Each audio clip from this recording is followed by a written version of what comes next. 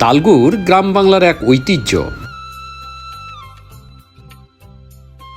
চলুন দেখি কিভাবে তৈরি হয় এই ঐতিহ্যবাহী তালগুড়। তালগুড় তৈরির জন্য প্রথমেই প্রয়োজন তালরস সংগ্রহ। আর এই জন্য গাছি বউয়েরা ভাঁড়গুলো এভাবে ধুয়ে পরিষ্কার করে রাখেন।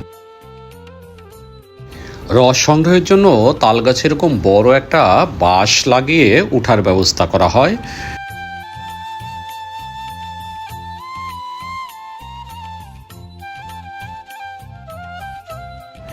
গাছি ভাই হাঁড়ি নিয়ে তাল গাছে উঠে তালের মোচা একটু করে কেটে সেখানে হাঁড়ি লাগিয়ে দেন।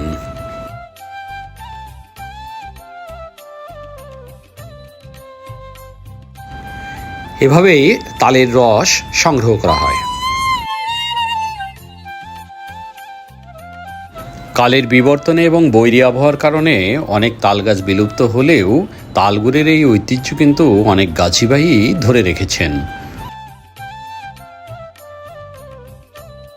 তাল গাছ থেকে 3 বেলায় রস সংগ্রহ করা হয়। সকালের রস কিছুটা ঘোলাটে হলেও দুপুর এবং বিকালের রস কিন্তু খুব পরিষ্কার থাকে। সংগৃহীত রস ছেঁকে পরিষ্কার করা হয়।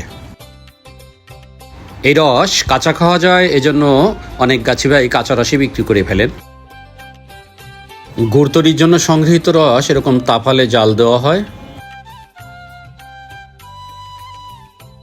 রস যখন কমে আসে তখন অনেকেই এইরকম ছোট পাতিলে ঢেলে গুড় তৈরির প্রক্রিয়া শুরু করেন।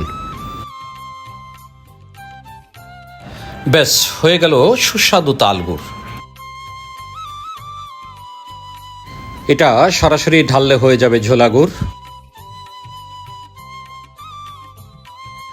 আর এরকম ঘষে সাদা বীজ বা বেসন তৈরি করে বানানো হয় খামচা এবং পাটালি গুড়। খামচা অনেকটা নচিলার মতো, এই যে দেখুন ঢেলে তৈরি করা হচ্ছে। এখন এখান থেকে খেতে পারবেন পিঠা, পুলি, পায়েস, যা মন চায় তাই।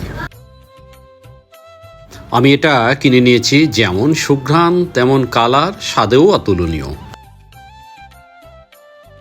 আর পাটালি হচ্ছে শক্ত গুড়, যেটা সাঁচে ঢেলে এভাবে তৈরি করা হয়। ধন্যবাদ সবাইকে, ভালো থাকবেন।